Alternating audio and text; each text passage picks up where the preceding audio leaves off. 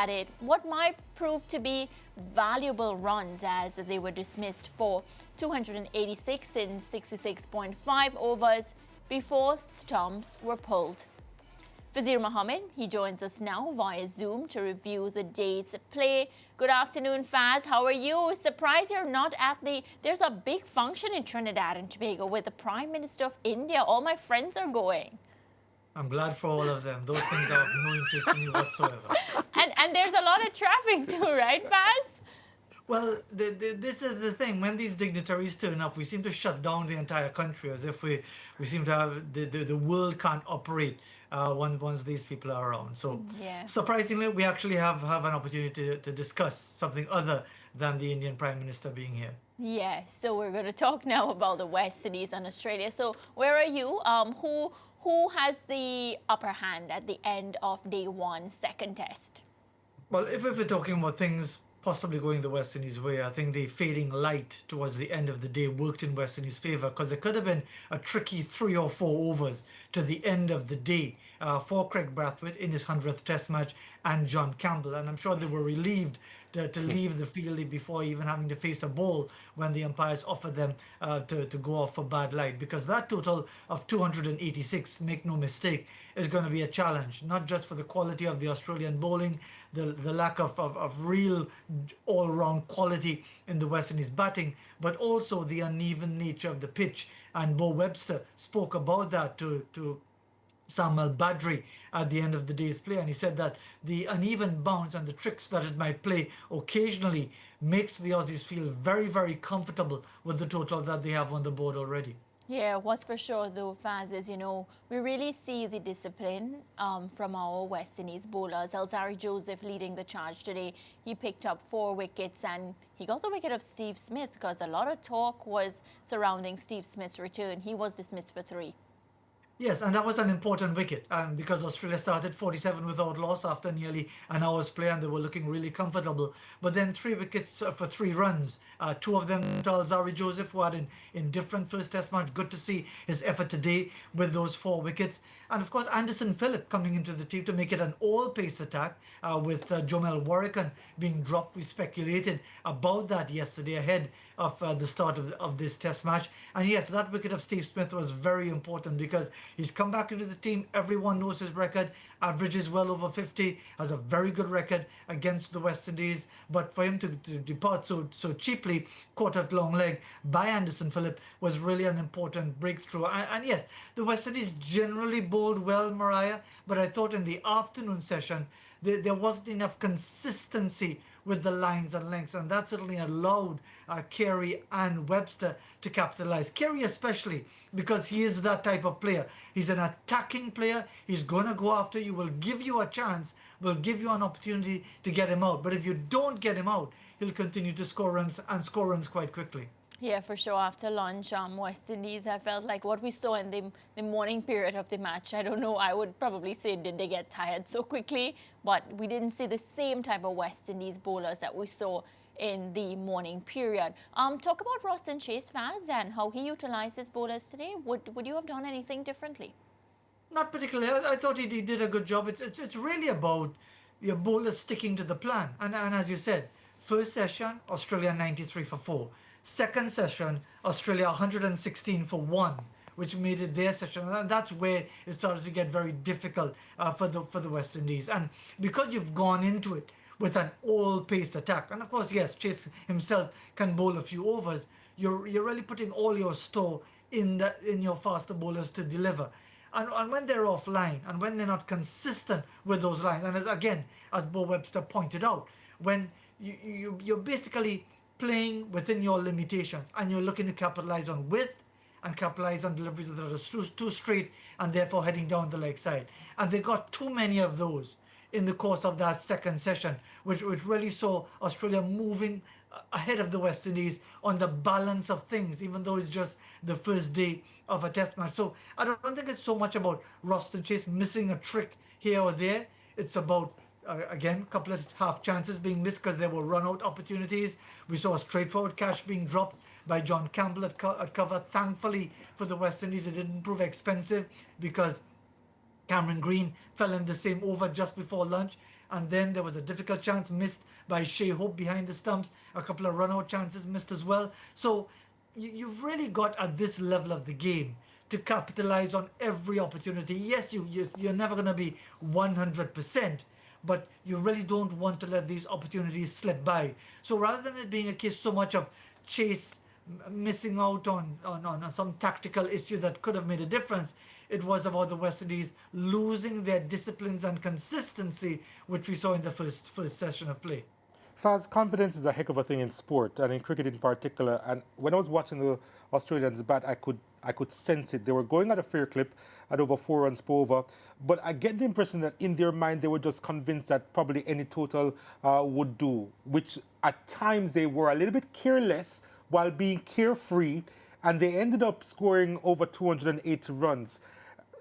I don't think West Indies can have that type of approach. I think that they need to bat at least all day tomorrow and sometime on the third day in order to either come close to the total or try and get a lead, which is probably a little bit improbable. But how does a West Indies team with that kind of batting ability approach the Aussies, who are going to be much more consistent with their bowling as opposed to what we saw from the West Indies today?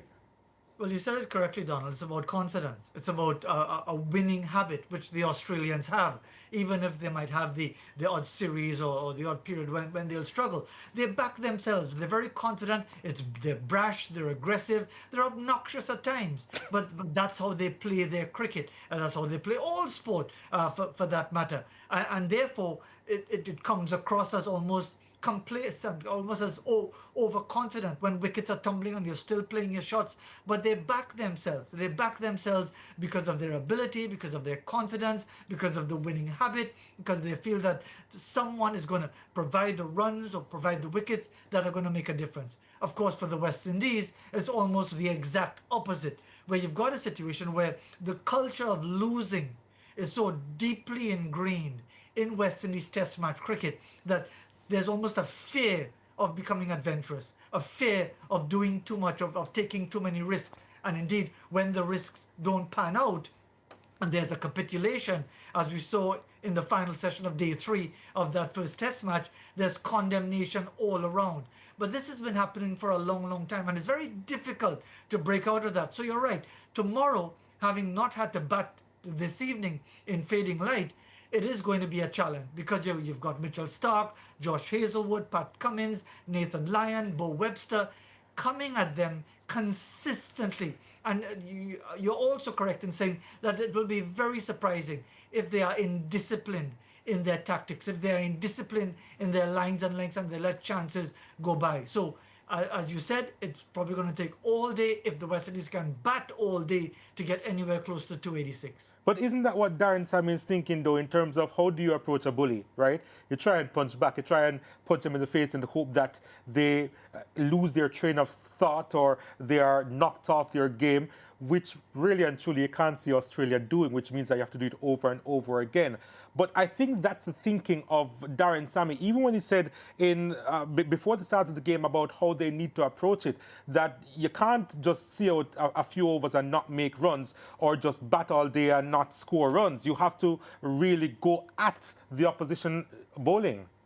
Which is easier said than done, by the way. If in my dealing with bullying, I just run and hide. But in sport, in cricket, you can't run and hide. You have to face up to your opponent. And therefore, it's all well and good to talk about taking them on.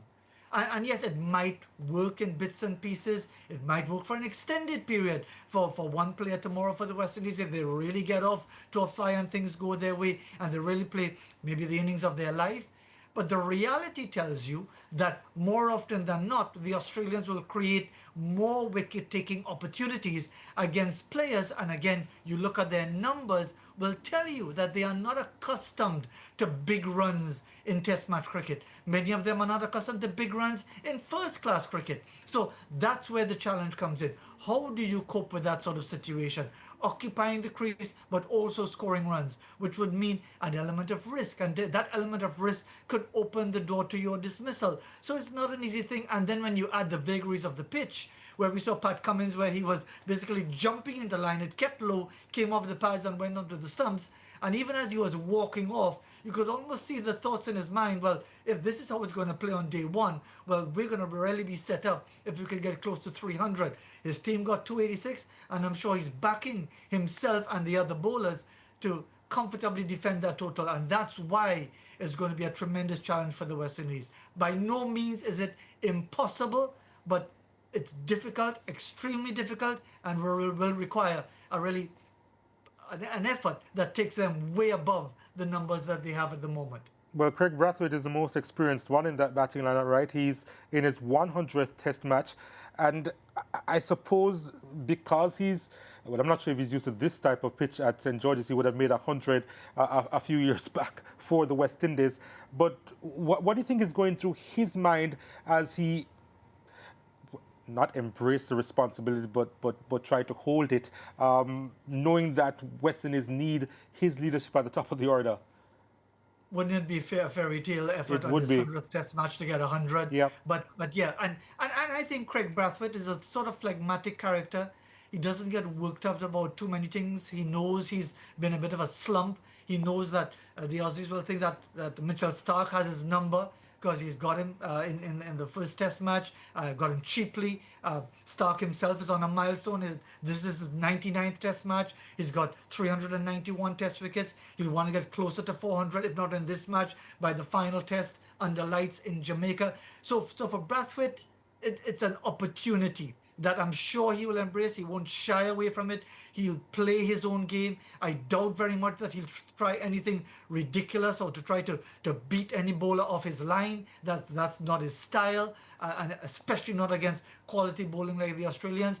But I'm sure he'll be thinking, if he can be that fulcrum, if he can provide that foundation, and the rest of the batting can build decent enough partnerships, and the West Indies can put up a fight, then it could make for a really intriguing second day. But that all depends on how the West Indies cope in that first hour. Yeah, well, we look forward to see how that one goes fast. Thank you so much for stopping by on the SportsMax Zone, and hopefully we'll talk to you again tomorrow. Take care. All right, Fazir Mohammed there, of course, our cricket analyst. When we leave you, go to the break, I'll be back with Zone Update 2. And then when we return, we'll have our feature After Track, our weekly feature with Gerard Morris Seeley. So